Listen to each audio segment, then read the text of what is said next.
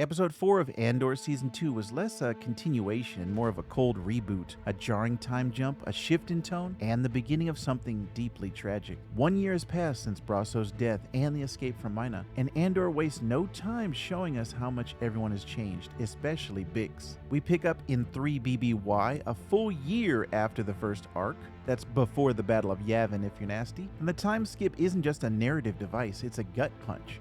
Cassian and Bix are now hiding in a safe house on Coruscant, one of the show's most important and most depressing sets. It's cramped, dimly lit, and quietly suffocating, a visual metaphor for the trauma they're both carrying. According to Tony Gilroy, this season isn't just about rebellion, it's about love. And for Cassian and Bix, love is both their strength and their weakness. Bix is haunted. Her dreams are infected by Gortz, the monster who tortured her in Season 1. But the nightmares aren't just flashbacks, they're merging with her guilt. In a recent mission, she and Cassian had to kill an Imperial soldier who saw their faces. And now Bix is starting to see herself as no different than the monsters she hates. She's not just broken, she's self-destructing.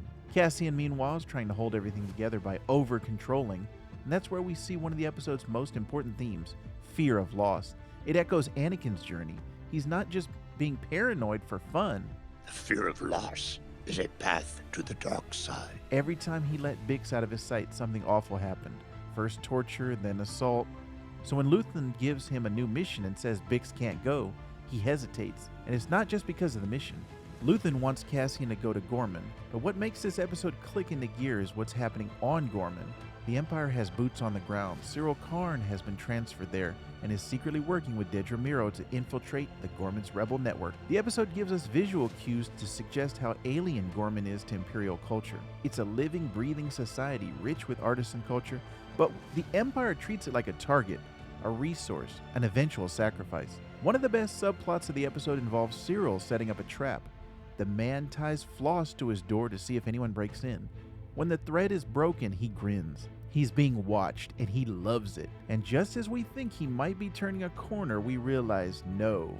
He's gone full Imperial spy, and his arc is more disturbing than ever. Saw Gerrera makes a return in this episode, receiving weapons from Wilmon. But unlike past portrayals, Saw is unhinged here. Wilmon reports in, but Saw keeps him from leaving.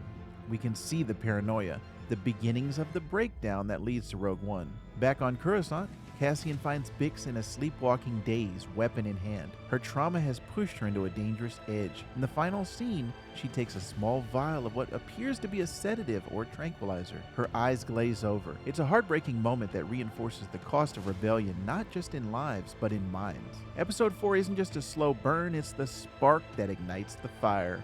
It shows us that the rebellion isn't just fighting stormtroopers, they're fighting themselves. Fear, doubt, guilt, and next episode, things get even darker. But what do you think? Did Cassian make the right call with that soldier, or is Bix right to feel haunted by it? Let me know, and don't forget to subscribe for our breakdown of episode 5. And as always, we would be honored if you would join us.